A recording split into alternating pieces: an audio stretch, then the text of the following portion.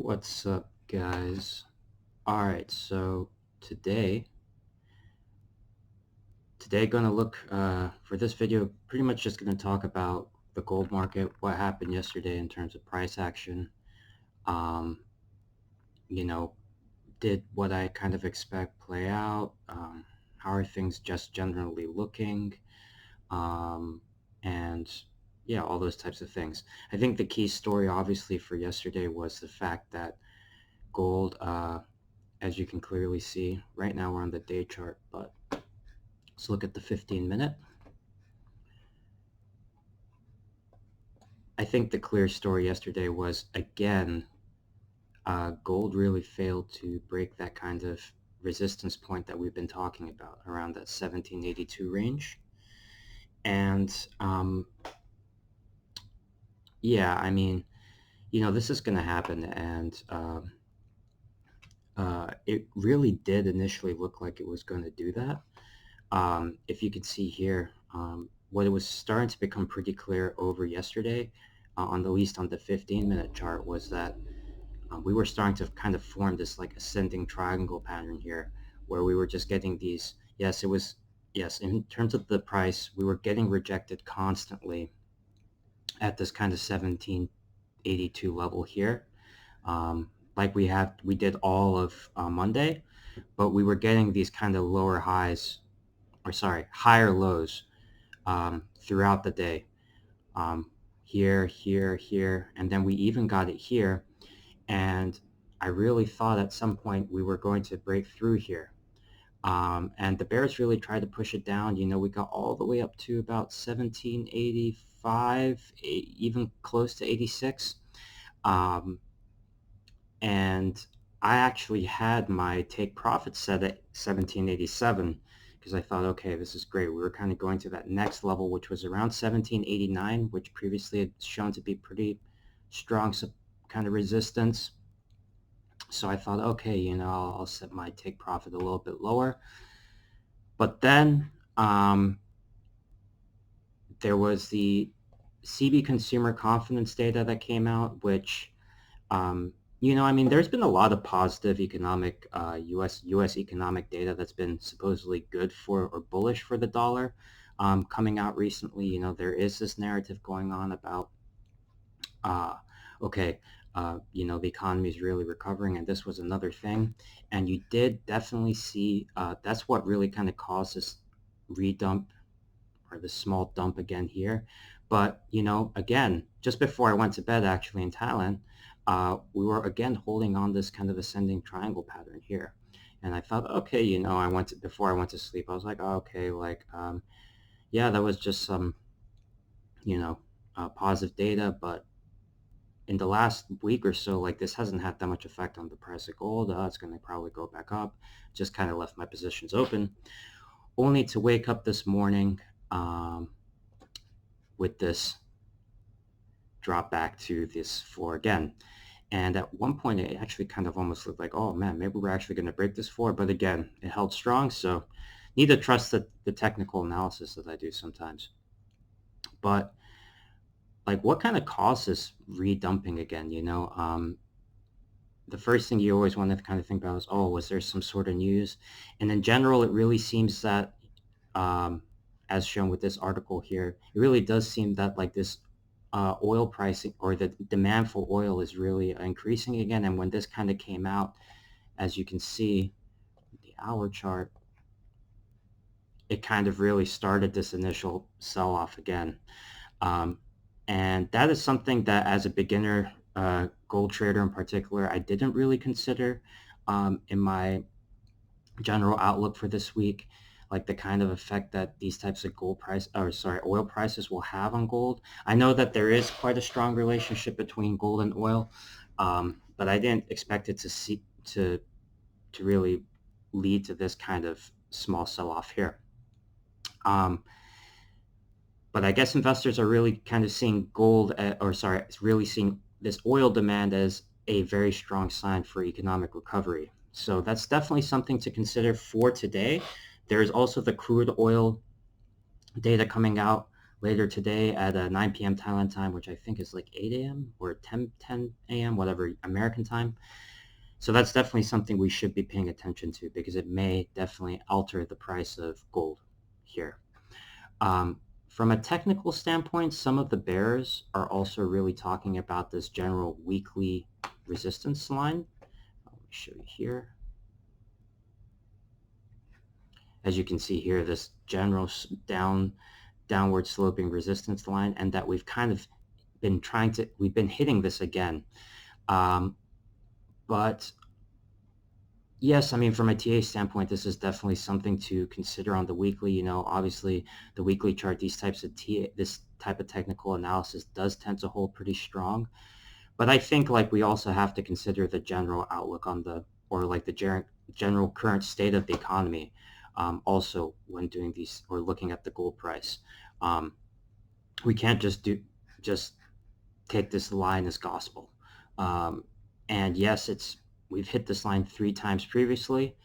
Um, but again, I think there's no doubt that there was this kind of double bottom here, and at the same time, where we are currently in the economic and political kind of sphere, I think we need to view everything as rationally as possible. So yeah, let's also quickly look at the day chart. People may be a little freaked out by what happened yesterday, or like how it kind of just dumped and we really didn't get past that 1782 resistance level again. But I mean, reality, like in terms of like the day chart, I mean, we're actually kind of on track still, like from a bear standpoint. It's actually, or sorry, from a bull standpoint.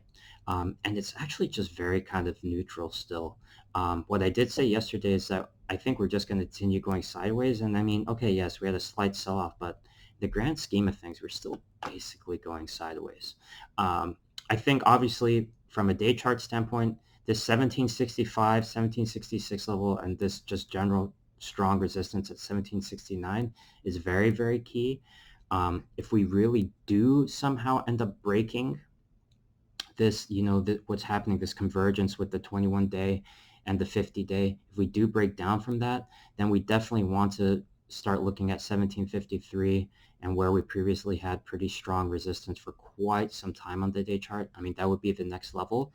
But I honestly think, again, if we look at the 15-day price action, again, I mean, even with that news, like there was a pretty strong rebound here. And yes, I mean, right now there's nothing much going on, but again, like this is proving to be pretty strong. So I think this is something we obviously need to look out for today.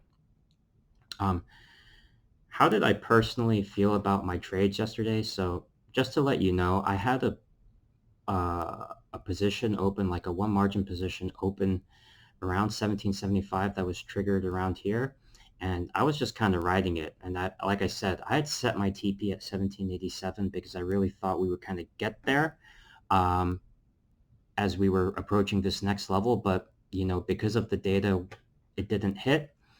And also because I started getting a little bit greedy, I actually set a smaller zero point 0.5 margin position or buy limit position here, and it actually got triggered with the data, which is not a problem because I still do think ultimately that we will try and get back up here at some point, even if it doesn't happen this week.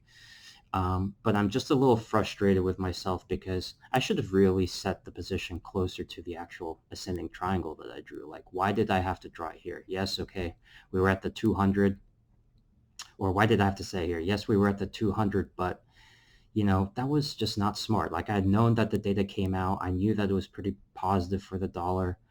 So a much smarter buy limit would have been here, and it would have been triggered, and I would still be down, but it is what it is. I just got to learn from that, really.